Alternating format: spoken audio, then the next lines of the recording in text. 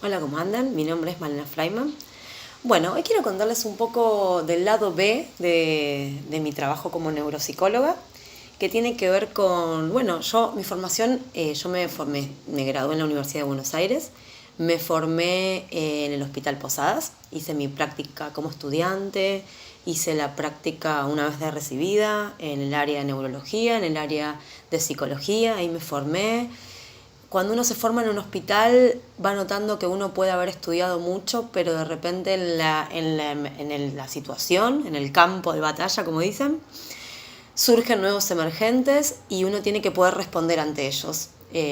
Bueno, con mi grupo de trabajo hemos notado a lo largo de estos años que había otro problema que los olvidos, como traían los pacientes. Tengo olvidos, ¿qué me pasa? Bueno, uno hace una evaluación neurocognitiva porque el paciente refiere, bueno, antes me acordaba de todo, ahora no, antes memorizaba todo, ahora no.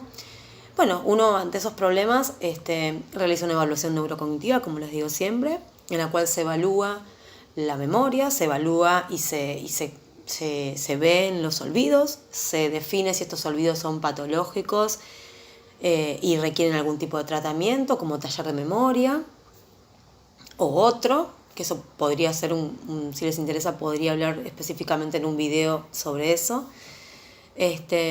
O se puede concluir que estos olvidos pueden ser atencionales, pueden ser emocionales, pueden ser normales de la edad, porque uno empieza a partir de los 50 años un deterioro normal de las neuronas.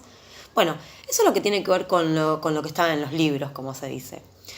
Luego, con mi grupo de trabajo nos hemos dado cuenta que había otra situación, que era que cuando el paciente cursaba un deterioro, ¿no?, moderado o significativo, en el cual ya el paciente no tiene registro tanto de sus olvidos, depende del caso, pero que el familiar sí.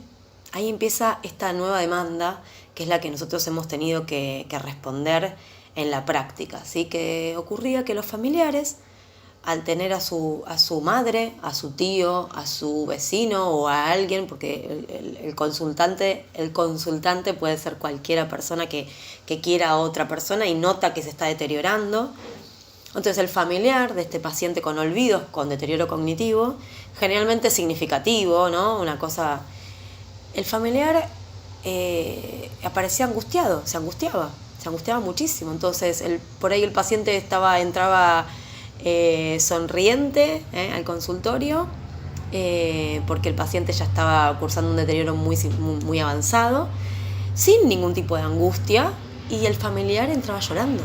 Y no, mi papá no es el mismo, mi mamá no es la misma, siento que estoy perdiéndolo, le hablo y me dice que esto es un elefante, y yo le digo que no, que es una lapicera, y estamos luchando y peleando, y que entonces me dice, y yo le digo, y no puede ser, papá, ya me lo dijiste 15 veces, ¿cómo puede ser?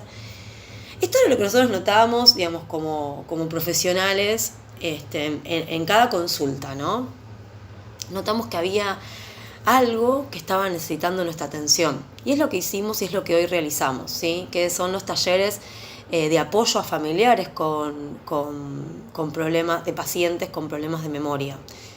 Esto es muy angustiante, tener un paciente, un familiar, digamos, con dificultades en la memoria, con deterioro, sea cual sea, deterioro cognitivo severo o moderado, porque justamente como dicen los familiares, no es el mismo. Y la verdad es que no. El deterioro cognitivo afecta al procesamiento de la información del cerebro, cómo el cerebro procesa la información.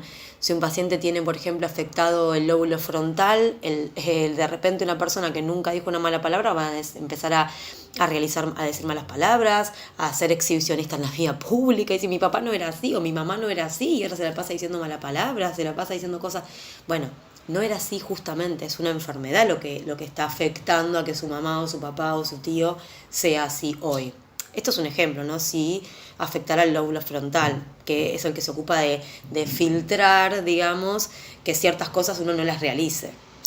Tengo ganas de hacer pis acá y no lo voy a hacer. Bueno, si uno tiene afectado el lóbulo frontal, sí lo voy a hacer, aunque esté en un ascensor, aunque esté en la calle, aunque esté... Entonces, bueno, es una enfermedad. Puede ser esto muy llamativo o puede ser distintas cosas que uno dice no es igual, me discute tal cosa o me discute, bueno.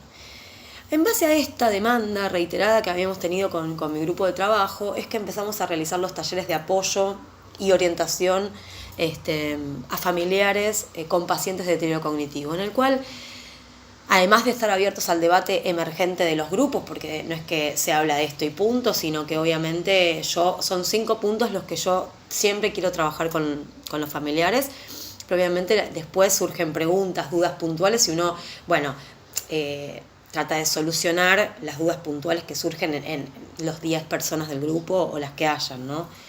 Pero bueno, lo que nosotros tratamos de trabajar siempre con los familiares de pacientes con deterioro cognitivo es, por ejemplo, en principio el primer punto es que se les explica la enfermedad. Esto que les digo, esto que les acabo de decir anteriormente, explicar lo que significa el deterioro cognitivo, explicar que es una enfermedad que es progresiva, que es ascendente, o sea, que es progresiva y ascendente significa que empieza hoy y no hay un freno, ¿sí? Hay distintas herramientas que pueden hacer que el avance, el deterioro se frene o se lentifique, digamos, pero no hay un freno, no es como una gripe, que yo tengo gripe hoy, deme una pastilla, doctor, me tomo la pastilla y mañana estoy normal. No, eso no pasa con los deterioros cognitivos. Entonces, esto es algo a asumir, a trabajar y a procesar para el familiar, que esto es algo que de por vida va a tener que acompañarlo a la madre, al padre o al familiar. Entonces hay que aprender cómo trabajar con esta gente, cómo trabajar con el familiar de la manera más amorosa, como digo siempre, para acompañar a esta persona. Entonces, bueno, en principio eso, se le explica a los familiares la enfermedad. Por otro lado, se les explica un punto fundamental, que es esto que trae siempre la familia, que es, yo le digo que esto es una lapicera y él me dice que es un elefante y yo le digo, papá, pero ya me lo dijiste 15 veces, que es lo que le dije antes. A ver, yo le digo a la gente, si vos me querés decir a mí que esto, a ver, otro ejemplo, digamos, que esto es un auto, ¿cuánto tiempo puedo estar discutiendo con vos si vos me decís que esto es un auto? Y no, pero eso no es un auto, me dice el familiar. Bueno, eso es como lo que ve tu papá. Tu papá no ve que esto es una lapicera, así como vos no ves que esto es un auto. Entonces vas a estar discutiendo con tu papá eternamente queriéndole decir que esto es una lapicera, porque no lo ve. Esto es un ejemplo, ¿no? Pero así como esto, eso es el deterioro cognitivo. Discutir con el enfermo, decirle, pero ya te lo dije, no va a mejorar nada. No es que la persona va a decir, ay, ya se lo dije, es cierto. Porque si dijera, ya se lo dije, es cierto, no sería un deterioro cognitivo, sería un olvido por distracción, un olvido por alguna enfermedad de otro tipo. Como es un deterioro cognitivo, no va a entrar en razón, porque es la enfermedad la que está respondiendo ahí. Esto que parece tan tonto es un grado de calidez humana, es un grado de superior de convivencia que es impensado. Porque esto que les digo, que es, bueno, dejar de insistir en que entre en razón, dejar de decirle, si le dice, esto es un elefante, y bueno, papá, viste qué elefante lindo, qué sé yo, viste, bueno, deja el elefante, papá. ¿Se entiende lo que digo? Esto tan tonto aumenta la calidad de vida de esa persona y del familiar un 100%. Porque estas peleas continuas por querer que entre en razón generan angustia, generan malestar, tanto en el paciente como en el familiar. En el familiar genera malestar porque el poco tiempo que está con la persona, el poco tiempo de lucidez que tiene el enfermo, lo usan en discutir. Se angustia porque no entra en razón, que es lo que quiere el hijo, por ejemplo, o la hija. Y no va a pasar nunca eso. El enfermo se angustia porque el hijo se está enojando y no entiende por qué se está enojando. Y se está enojando y me reta y no entiendo ni por qué. Y genera malestar en todo sentido. O sea que eso punto es clave en estas charlas que realizamos. Que el familiar entienda que basta con querer hacerlo entrar en razón porque no es en vano. Otro punto es explicarle a los familiares que existen distintos tipos de modos en los que el deterioro cognitivo se desencadena, ¿sí? Hay personas que transcurren un deterioro cognitivo tranquilo, ¿no? Que por ejemplo, qué sé yo, piensan que están en misiones y están en santos lugares, o están en Devoto, o están en, qué sé yo, capital, provincia, y están tranquilos con su realidad paralela, digamos, y hay gente que transcurre ciertos deterioros más penosos, tienen que ver con algún tipo de rasgo paranoide, entonces alguien me robó, esta no es mi casa, quiero volver a mi casa. Bueno, yo creo que siempre en mi experiencia lo que le digo a los familiares es que esos episodios, porque son episodios en los que de repente quiero ir a mi casa, lo más humano y amoroso que uno puede hacer como familiar es agarrar de la mano a la mamá. Bueno, mamá, vamos a tu casa, sale de la casa, dan una vuelta a manzana y vuelven. ¿Viste? Estamos en tu casa. Digamos, eso es lo único que se puede hacer como para tratar de ver si esto la calma un poco a la persona con esta enfermedad.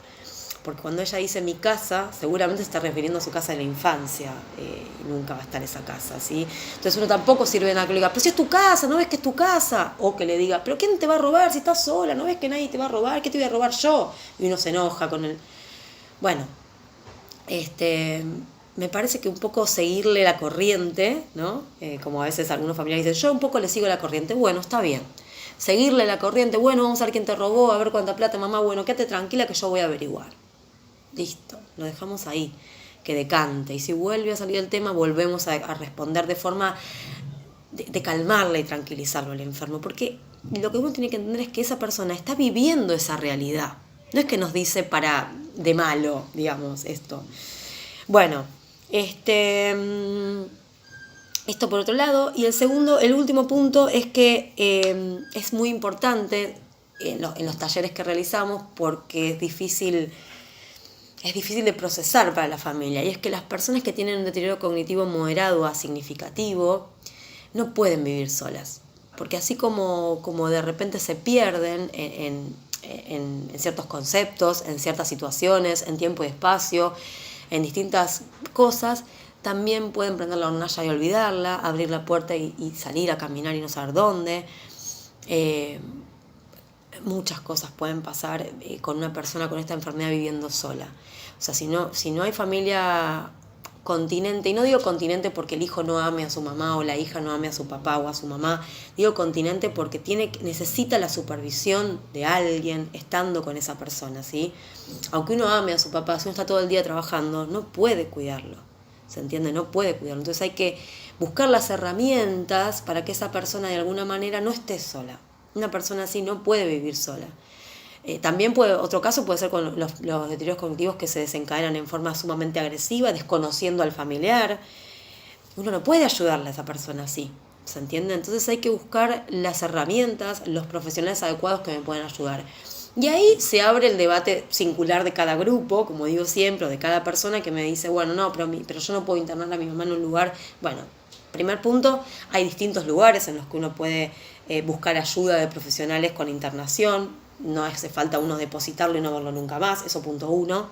Es como un estigma, ¿no? Eso, que internar a alguien es depositarlo y olvidarse. Hay que ver, si uno puede estar supervisando continuamente, irlo a ver todos los días y ver que esté en buenas condiciones. O otra posibilidad es armar una red de contención tal entre vecinos, hijos, porque la gente que tiene padres con esa edad por ahí tienen hijos grandes, vecinos, hijos y gente que trabaja en la casa del padre de uno, tío, lo que sea, que puedan contener y acompañar a esa persona. O sea, no es un único camino el que existe para resolver esto. Lo que sí, la realidad es que una persona con esta afección no puede vivir sola.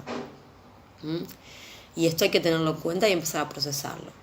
Bueno, espero que les haya gustado lo que les compartí hoy, que tiene que ver con el trabajo puertas para adentro, cuál es el trabajo que uno realiza como neuropsicóloga, que no está en los libros, sino que está en lo que uno ve en la emergencia de problemas en la práctica, ¿sí? Así que esto es lo que hacemos también, además de las evaluaciones neurocognitivas. Cómo cuidar al que cuida, cómo cuidarlo y informarlo, porque uno no sabe qué es esto que le pasa al familiar. Bueno, espero que les guste lo que les conté. Cualquier comentario o duda obviamente queda a su disposición. Siempre me encanta escucharlos y leerlos. Si les gusta el video, por favor, compártanlo. Y bueno, nos estamos viendo en estos días. Chau.